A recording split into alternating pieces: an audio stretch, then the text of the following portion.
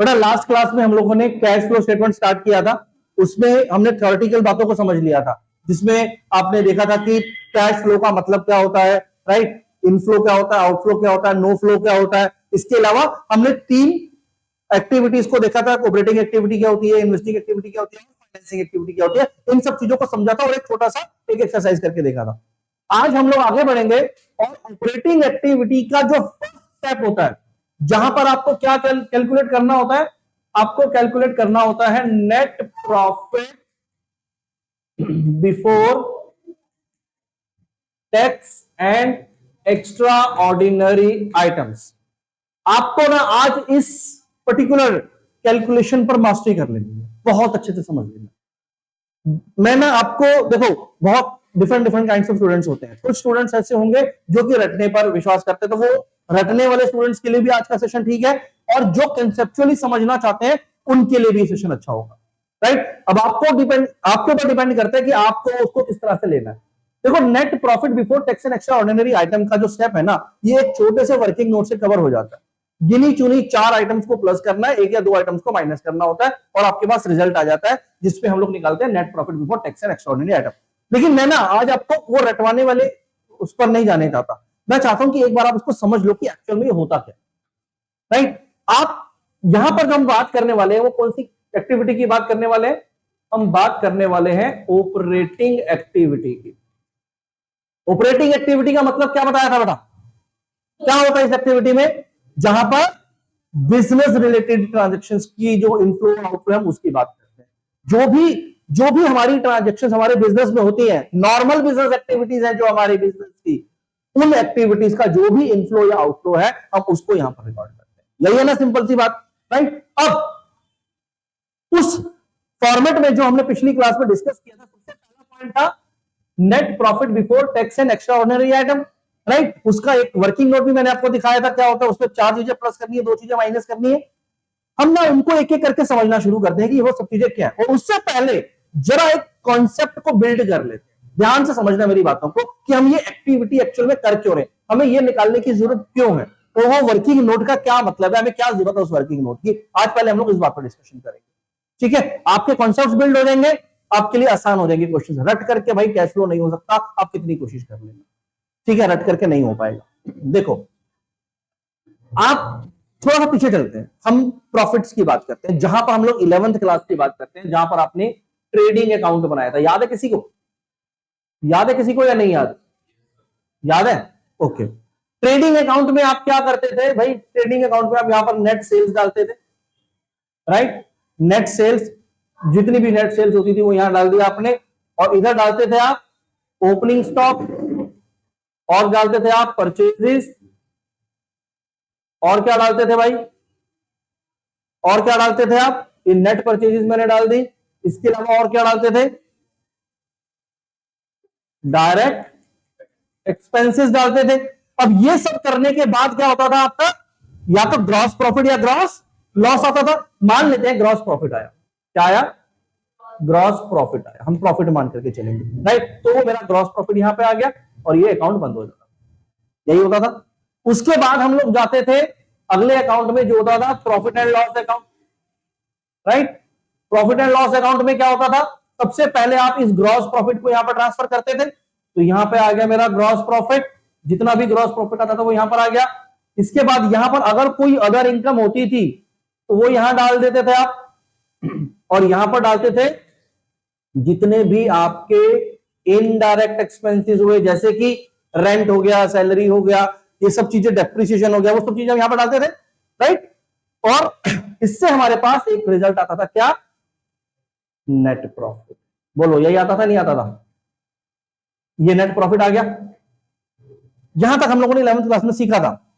फिर आगे बढ़े। अब इस नेट प्रॉफिट को क्या करते थे?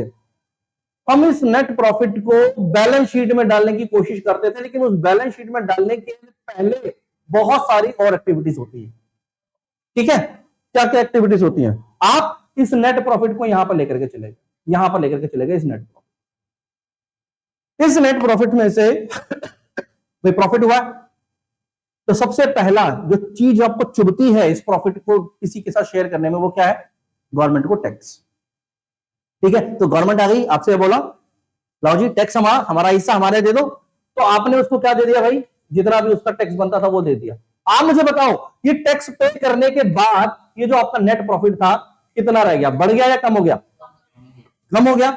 जो भी मेरे पास रिमेनिंग प्रॉफिट रह गया वो यहां पर आ गया, कम हो गया, इसमें से टैक्स डिडक्ट हो चुका है। ठीक है, आगे बढ़ते हैं और आगे बढ़ते हैं। आपने टैक्स की कैलकुलेशन कर ली, अभी कौन सा अकाउंट था अभी हम बाद में बात करेंगे, लेकिन वहां पर हमने टैक्स दे दिया। अब आगे गए, आपके पास जो भी रिमेनिंग प्रॉफिट बचा था वो ये था। अब इस रिमेनिंग प्रॉफिट में से आपने देखा कि यार जनरल रिजर्व हमने सोचा हुआ है ना, याद करो आप एप्रोप्रिएशन अकाउंट बना रहे थे, एप्रोप्रिएशन अकाउंट में आप क्या करते थे, प्रॉफिट में से जनरल रिजर्व अलग कर लेते थे, तो मैं यहां पर भी कर लेता हूं। मैंने यहां पर भी कुछ जनरल रिजर्व जो भी हमने डिसाइड किया हुआ वो अलग कर लिया। ये अलग करने के बाद हमारा रिमेनिंग प्रॉफिट बढ़ा या कम हो गया? कम हो गया, कम हो गया। इसको वैल्यूज डाल दूं क्या एक, अगर समझना है तो वैल्यूज के समझ लें एक बार इसको। चलो देखो, मान लेते हैं यहां पर आपके पास, चलो यहां से देख लेते हैं, नेट प्रॉफिट आपके पास आ गया 10,000 रुपए, ग्रॉस प्रॉफिट आया। ठीक है, इस ग्रॉस प्रॉफिट में आपने और सब चीजें डाली, और वो सब चीजें डालने के बाद जो हमारे पास प्रॉफिट नेट प्रॉफिट होकर के आया वो मान लेते हैं चलो 20,000 रुपए, 20,000 रुपए का नेट प्रॉफिट आया आपके पास, राइट। इस 20,000 रुपीज के नेट प्रॉफिट में से फॉर एग्जाम्पल आपने 5,000 रुपए गवर्नमेंट को दे दी, बहुत सारी फीस दे दी, 25% दे दिया आप, ठीक है, 5,000 रुपए दे दी। अब आपके पास कितना बच गया? 15,000।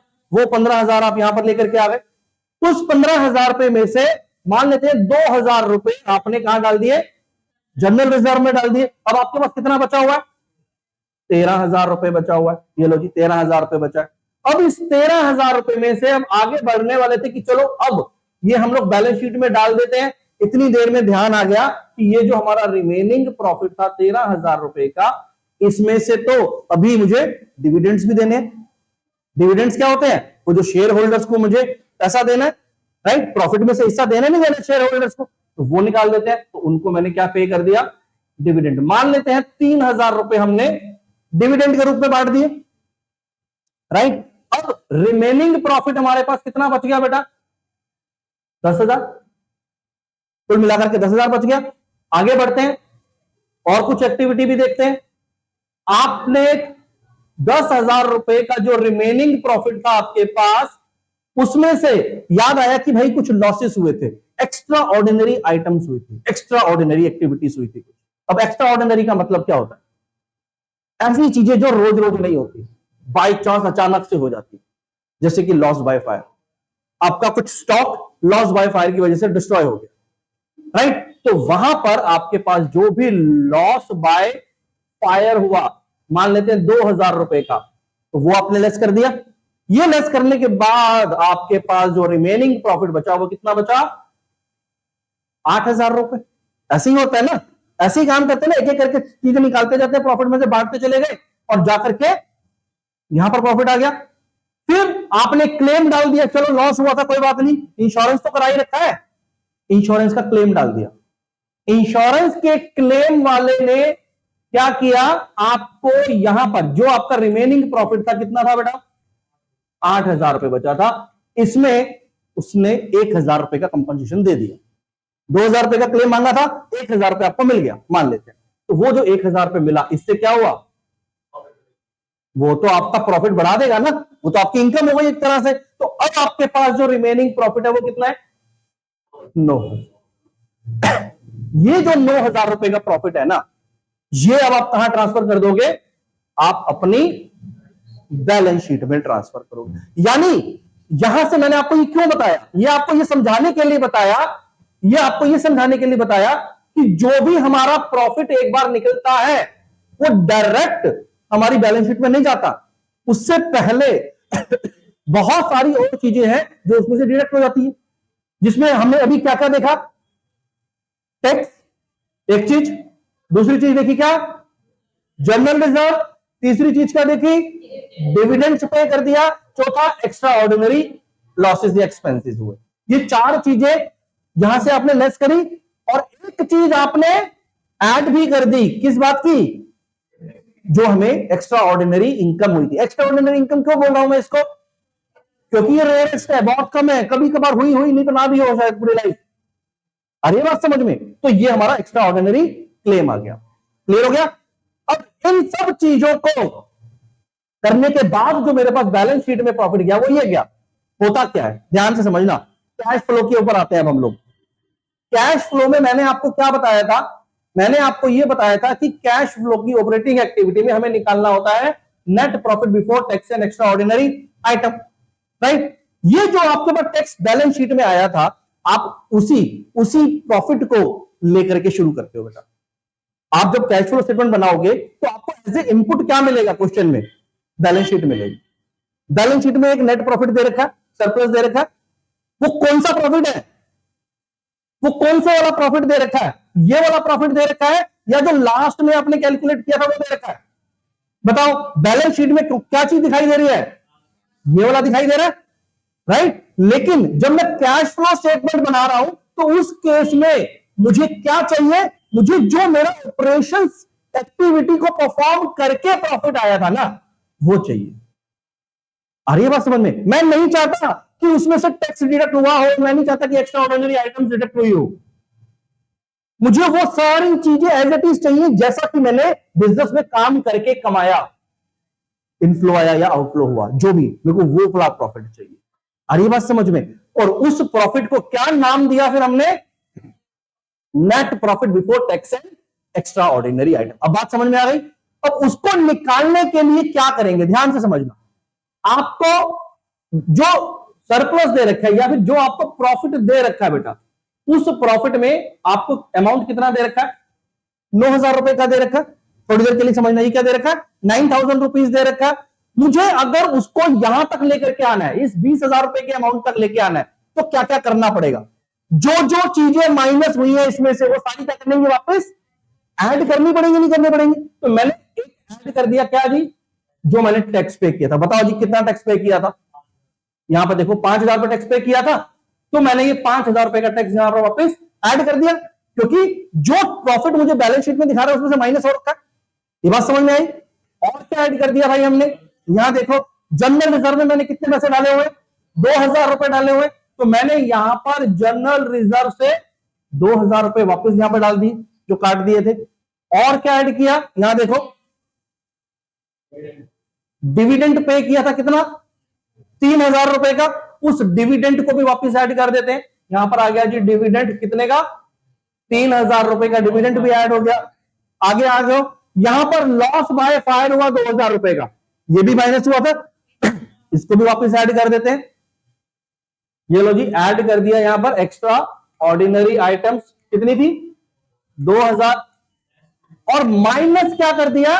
जो आपको एक्स्ट्रा ऑर्डिनरी इनकम हुई थी, एक्स्ट्रा ऑर्डिनरी एक्सपेंस था और एक्स्ट्रा ऑर्डिनरी इनकम हुई। कितने की इनकम हुई?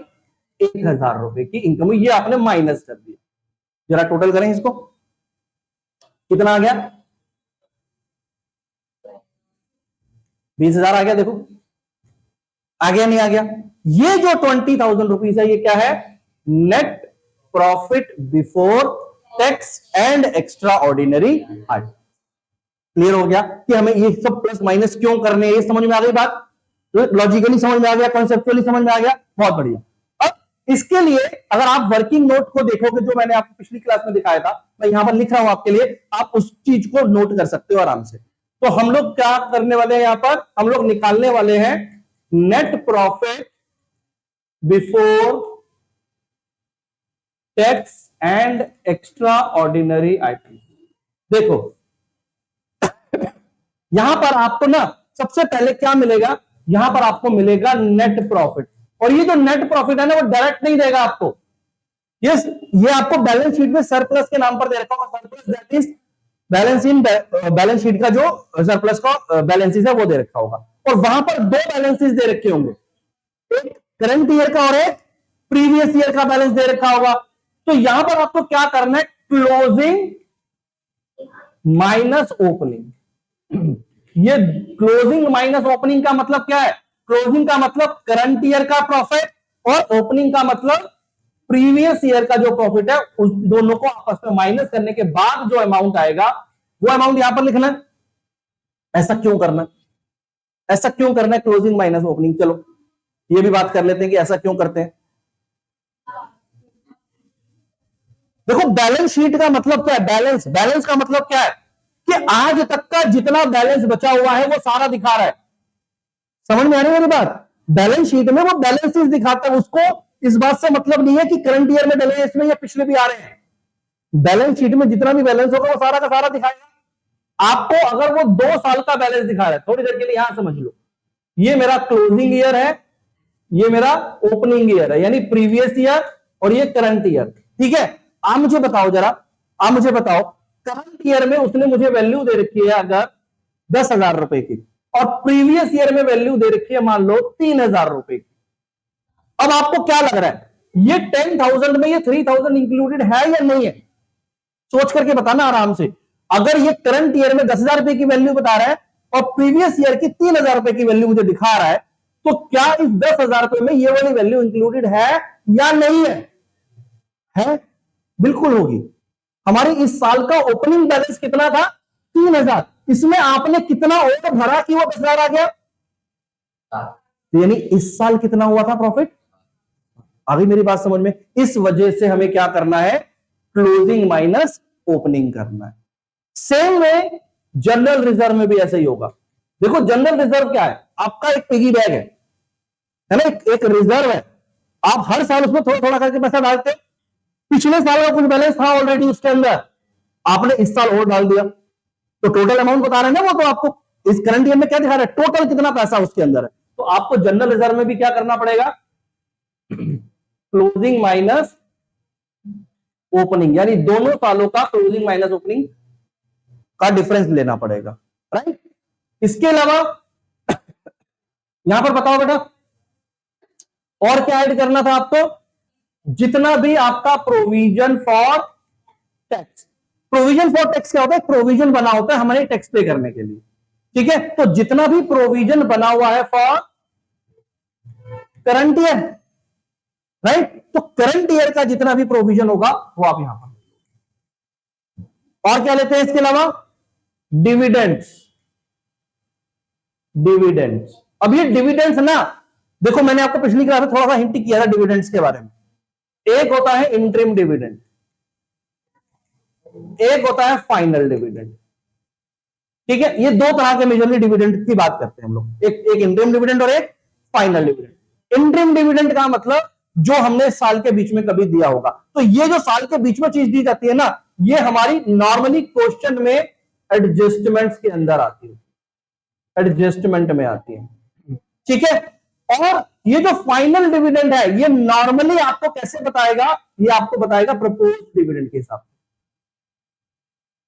प्रपोज्ड डिविडेंड के नाम पर दे रखा होगा, और कौन से वाला लेना है आपको, प्रीवियस ईयर का जो प्रपोज डिविडेंड था वो इस साल आपने पे किया होगा। इसका लॉजिक मैंने आपको पिछली क्लास में बताया था कि क्यों ऐसा करते हैं, है ना, क्योंकि उसकी जो एनुअल मीटिंग होती है वो एंड ऑफ द ईयर होती है, और डिविडेंड पे करते करते नेक्स्ट ईयर आ जाता है। तो मुझे जो कैश फ्लो देखना, तो मेरा कैश कब गया इस बार के डिविडेंड के लिए, पिछले साल वाला इस बार गया। तो मुझे कौन सा लेना है, जो प्रीवियस ईयर का प्रपोज डिविडेंड था उसको यहां पर ले लेना है, राइट। तो वो ऐड कर देंगे यहां पर। और क्या ऐड करना है बेटा, और क्या ऐड करना है, जो भी आपके लॉसेस हुए, लॉस बाय जैसे फायर हुआ था, यानी एक्स्ट्रा ऑर्डिनरी एक्सपेंसेस, वो आपने यहां पर ऐड कर दिए। और माइनस क्या कर दिया, बताओ क्या कर दिया, इंश्योरेंस क्लेम, जो आपने इंश्योरेंस का क्लेम किया था वो माइनस हो जाएगा, क्योंकि वो आपकी एक्स्ट्रा ऑर्डिनरी इनकम हुई थी। इसके अलावा ना कभी कभी क्वेश्चन में एक आइटम और आ जाती है जो कि होता है टैक्स रिफंड। अब वो होगी तो देखेंगे, जब होगी तब डालेंगे, नॉर्मली कम आती है। तो अगर टैक्स रिफंड आ रहा है तो वो भी आप यहां से माइनस कर, राइट। इसके बाद भाई जो आंसर आ रहा है ये क्या है, ये क्या है बेटा, net profit before tax and extra ordinary item, NPBT. आगे बात समझ में, ये वाला ना, ये वाला आपको अच्छे से याद हो जाना चाहिए कि क्या क्या आइटम्स होती हैं जो प्लस होती हैं और क्या क्या आइटम्स होती है माइनस होती है। वो बात की बात है, अभी आपको सीखना है। आपकी टीएस ग्रेवाल की बुक में ये दे रखा है तो मैं आपको बता रहा हूं, एक्स्ट्रा ऑर्डिनरी आइटम्स। ठीक है, आपको पूरा समझा रहा हूं। चलो देखो क्या क्या चीजें ऐड हो रही है जो आपको याद रखनी है। आपको सबसे पहले क्या दे रखा होगा, नेट प्रॉफिट दे रखा होगा, उसको क्लोजिंग माइनस ओपनिंग कर दिया। अब इसमें क्या क्या चीजें ऐड कर रहे हो, जनरल रिजर्व ऐड कर रहे हो और प्रोविजन फॉर टैक्स ऐड कर रहे हो और डिविडेंड्स जो पे कर दिए, जितने डिविडेंड्स पेड है वो ऐड कर रहे हो, एक्स्ट्रा ऑर्डिनरी एक्सपेंसेस को ऐड कर रहे हो और माइनस क्या कर रहे हो, एक्स्ट्रा ऑर्डिनरी इनकम्स। ठीक है, क्लियर हो गया। अगर आपको ये चीज याद हो गई तो आपको इस तरह के क्वेश्चंस को करने में अब दिक्कत नहीं आएगी। हम स्ट्रेट चलते हैं आपकी बुक के ऊपर, उसमें से कुछ क्वेश्चंस को देखते हैं। यहां से हम लोग आज प्रैक्टिकली शुरू कर देंगे। राइट, कौन सा इंटरेस्ट, वो अलग एक्टिविटी है। बोरोइंग्स का इंटरेस्ट कौन सी एक्टिविटी है, फाइनेंसिंग एक्टिविटी है। अभी हम लोग यहां पर एक्स्ट्रा ऑर्डिनरी कौन सी ले रहे हैं, ऑपरेटिंग एक्टिविटी। ठीक है, चलो देखो इंटरिम डिविडेंड और फाइनल डिविडेंड में क्या डिफरेंस होता है। इंटरिम डिविडेंड साल के बीच में कभी भी डिक्लेयर कर देती है कंपनी। ऐसा नहीं है कि वो वेट कर रही है, अचानक से उसको कुछ प्रॉफिट नजर आया, उसको लगा कि नहीं यार मुझे ये शेयर करना चाहिए अपने शेयर होल्डर्स के साथ, उसने एक डिक्लेयर कर दिया इंटरिम डिविडेंड हम पे कर रहे हैं जी इसी साल, और वो इमीडिएटली डिक्लेयर करेंगे और साथ साथ पे भी कर देंगे विद इन 2 डेज 7 डेज। ठीक है, वो उसने पे कर दिया, that is called interim dividend. Interim dividend declare हुआ वो पे भी हो जाता है। ठीक है, दूसरा है फाइनल। फाइनल डिविडेंड मीटिंग होती है एनुअल, उसमें अप्रूवल मिलता है, उसके बाद पे किया जाता है। अब प्रोसीजर क्या होता है, आपको क्या करेगी, पहले जो मैनेजमेंट होगी वो एक प्रपोजल बनाएगी कि भाई ये वाला इंटरिम जो हमारा प्रपोजल है कि जो डिविडेंड हमें शेयर होल्डर का शेयर करना चाहिए। ठीक है, वो रिपोर्ट बता करके डायरेक्टर्स के पास भेजेगी। बोर्ड ऑफ डायरेक्टर्स की मीटिंग होती है, एनुअल मीटिंग होती है एंड ऑफ द ईयर। वहां पर जाकर के वो डिसीजन लेते हैं मीटिंग के अंदर कि भाई ये जो प्रपोजल आया है ये सही है, इसको एज इट इज देना है या इसमें कुछ अमेंडमेंट्स करने या नहीं देना है, वो फाइनल करेंगे। वो फाइनल करके जब अप्रूवल देंगे उसके बाद पेमेंट होती है। क्योंकि ये मीटिंग कब हो रही है, एंड ऑफ द ईयर, तो जब देने का टाइम आता है तब तक नया साल आ चुका होता है। इस वजह से जो आज की डेट में मैं डिविडेंड पे कर रहा हूं वो कौन से साल का होगा, पिछले साल का। मेरा कैश जो जा रहा है इस बार डिविडेंड के नाम पर वो पिछले साल के प्रपोज डिविडेंड का अमाउंट जा रहा है। समझ में आ गई बात। इस साल जो मैंने प्रपोजल दिया उसका अमाउंट कब आउटफ्लो होगा, नेक्स्ट ईयर में होगा। क्लियर, चलिए बुक का क्वेश्चन निकालते हैं बेटा। Page number 4.96 question number 5। Simple simple question से शुरू करेंगे। पहले टीएस ग्रेवाल की बुक का क्वेश्चन नंबर 5 पर आ जाओ कैश फ्लो में। Question number 5, following is the extract from the balance sheet of Karishma limited as at 31 March 2023। अब यहां पर आपके पास बैलेंस शीट का एक एक्सट्रैक्ट दे रखा है जिसमें सरप्लस दे रखा है, surplus that is balance in statement of PNL. अब इसमें देखोगे तो 2 साल का इंफॉर्मेशन दे रखा है, 2 साल का प्रॉफिट दे रखा है, बैलेंस दे रखा है, एक 2023 का और एक 2022 का, और इसके नीचे दिया है डिविडेंड पेबल। डिविडेंड पेबल अभी देखेंगे इसका क्या मतलब होता है। और उसके बाद एडिशनल इंफॉर्मेशन में बोला propose dividend for the year ended 31 March 2023 and 2023 are 4 lakh and 5 lakh respectively. ये दोनों सालों का प्रपोज डिविडेंड बता दिया। आपको क्या बोल रहा है, prepare the notes to show net profit before tax and extraordinary items. Right, तो कैसे बनाएंगे इसको, हम क्या निकाल रहे हैं, net profit before tax NPBT निकालने वाले। सबसे पहले आपको क्या दे रखा है, surplus that is balance in statement of profit and loss. इसको क्या लेना है बेटा, क्लोजिंग माइनस ओपनिंग, यही लेना है। राइट, देखो जरा क्लोजिंग बैलेंस कितना है इसका 10 लाख, ओपनिंग कितना है, कितना आ गया 5 लाख, ये 5 लाख रुपए का हमारे पास क्लोजिंग माइनस ओपनिंग आ गया। अब देखो इसमें और क्या, सेकंड आइटम दे रखा है डिविडेंड पेबल। डिविडेंड पेबल का मतलब क्या होता है, पेबल है, अभी पे नहीं किया है। हम जब कैश फ्लो की बात कर रहे हैं तो किस चीज की बात कर रहे हैं, जितना कैश आया या कैश गया हम उसकी बात कर रहे हैं। ये तो पेबल है, अभी लायबिलिटी है एक तरह से, बात की बात है ये, अभी नहीं देखना मुझे इसको।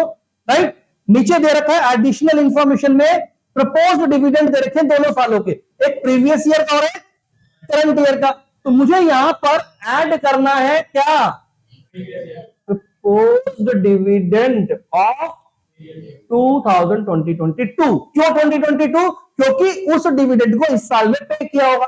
कितना था? 4 लाख रुपए। 4 लाख रुपीज आपने इस साल में पे किया होगा।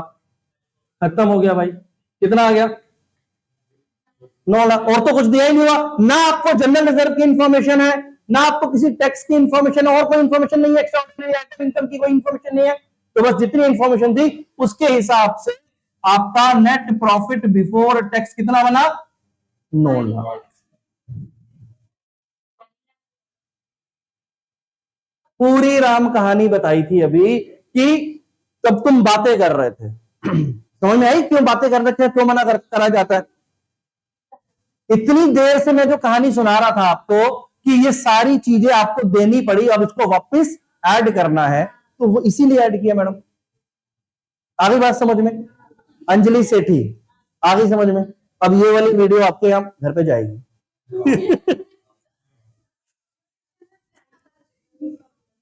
है प्रीवियस ईयर का कितना है? 4 लाख।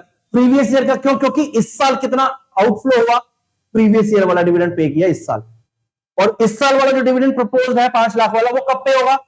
Next year. तो मुझे तो आउटफ्लो देखना है ना। तो इस साल कितना गया? 4 लाख। आगे बात समझ में? क्योंकि प्रीवियस किया क्यों लिया?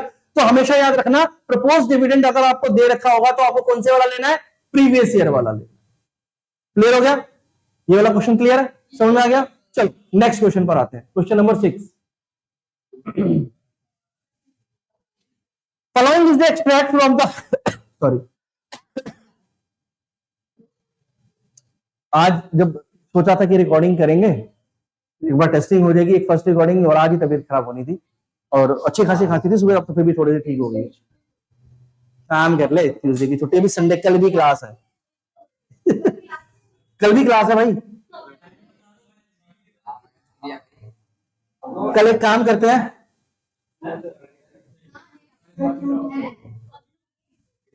सुबह 9 बजे 10 बजे ले लूं?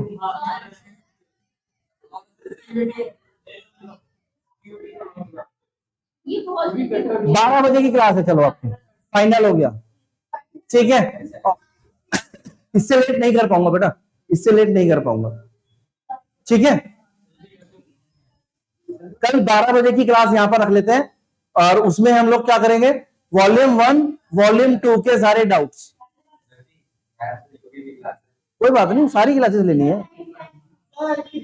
12 बजे हमारी क्लास, 12 बजे। आईपी की तो रात की है, शाम की है यार। वॉल्यूम 1 वॉल्यूम 2 के डाउट्स किस किस को है? चलो पहले ये बताओ, आएगा कितने बच्चे? पहले मुझे तो ये बता दो भाई, मैं अपनी दूसरी क्लासेस भी प्लान करूं। वॉल्यूम 1 वॉल्यूम 2 के लिए कल कौन कौन आएगा? ऐसे होना होता है? क्या है मैथ्स का टाइम? नहीं आया ना तो पहले अकाउंट्स का आ गया, 12 बजे का टाइम आ गया, बस खत्म हो गई बात। ठीक है, कौन कौन आएगा यह पहले से बता दो। Following is the extract from the balance sheet of Mercury Limited। ध्यान से क्वेश्चन देखो बेटा, question number 6। Question number 6, equity share capital दे रखा है, 10% प्रेफरेंस शेयर कैपिटल दे रखा है, सरप्लस दे रखा है, अनपेड डिविडेंड दे रखा है, और एडिशनल इंफॉर्मेशन में प्रपोज डिविडेंड दे रखा है ऑन इक्विटी। इसके साथ साथ इंटरिम डिविडेंड भी दे रखा है जो पेड है हमारा 40,000 रुपीज का ऑन इक्विटी शेयर। राइट, ये सारी बातें देने के बाद हमसे बोला कि calculate net profit before tax and extra ordinary item. पर्व बताओ पहले क्या लिखना है सबसे पहले, जल्दी से पर्व फटाफट बता क्या लिखना है। Surplus, surplus that is balance in statement of profit and loss, closing minus opening। बताओ कितना आ गया? 3,20,000। कोई डाउट? ओके, इसके बाद इसमें ऐड करना है क्या? Propose dividend. कितना है प्रपोज डिविडेंड?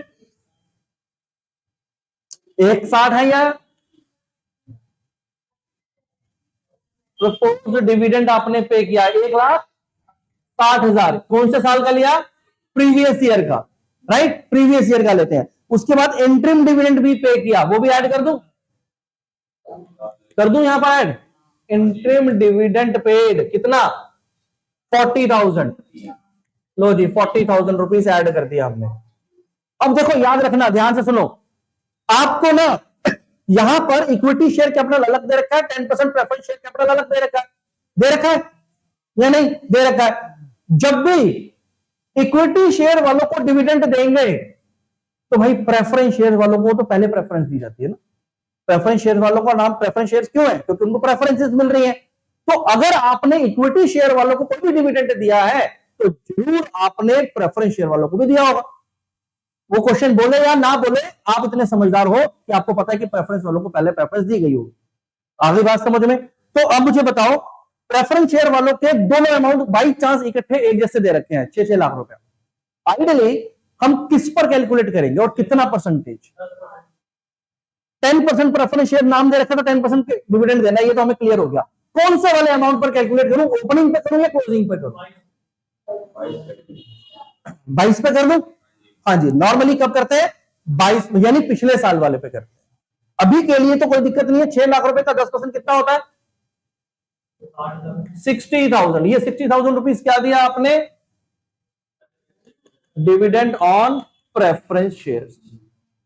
ठीक है, इसके अलावा और क्या बेटा? बस हो गया? ठीक है, अब इसको जरा टोटल करते हैं। 5,80,000। लो जी, बच्चों ने पहले से ही निकाल के रख लिया। क्या आ गया बताइए? Net profit before tax, right. Easy है या नहीं है? ये पहला स्टेप बहुत इंपॉर्टेंट है। अगर यहां पर स्टेप गलत हुआ तो आपकी पूरी कैश फ्लो स्टेटमेंट गलत हो जाएगी। ठीक है, तो इसलिए इसको बहुत ध्यान से करना है आपने। चलो next question, next question number 7।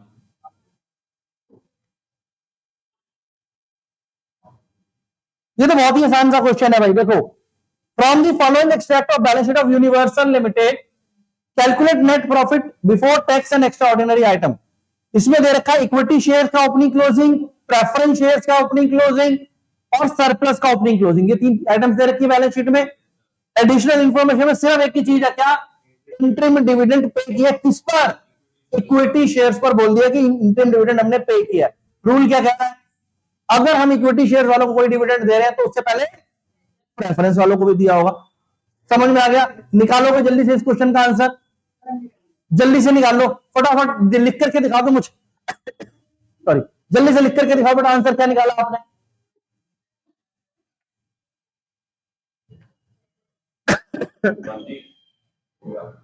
हो गया? ठीक है, गुड।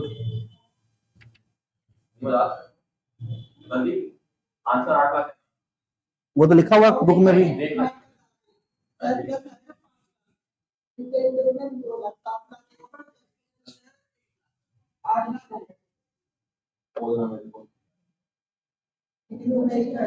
क्वेश्चन नंबर 8 हो गया, हमारा 7 हो गया आपका।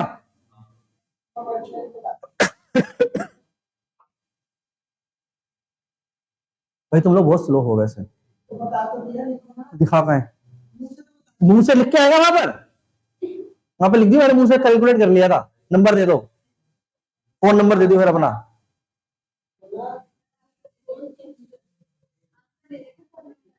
दिखाओ कहां लिखा है तुमने क्वेश्चन?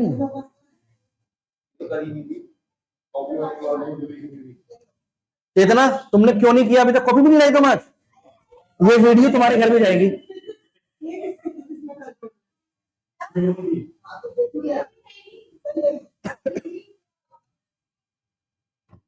ये क्या है? सर प्लस प्लस प्लस, ये क्या है? वो है एलसी।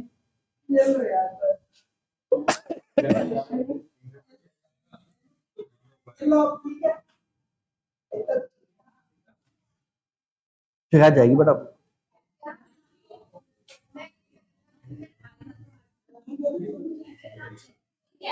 मैंने नाम लेके बोला इसलिए।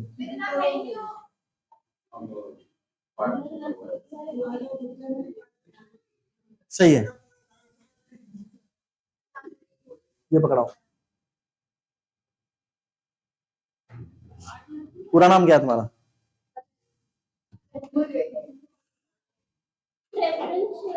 सही।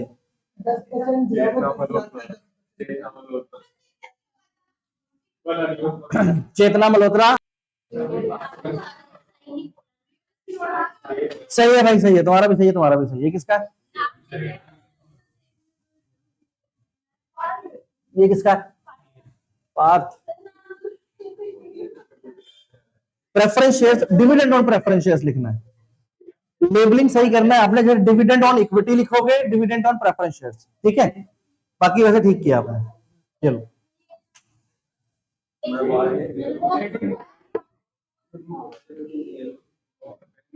10% नहीं बोला, डिविडेंड ऑन प्रेफरेंस शेयर्स और इंटरिम डिविडेंड ऑन इक्विटी। हो गया भाई सबका? आगे बढ़े।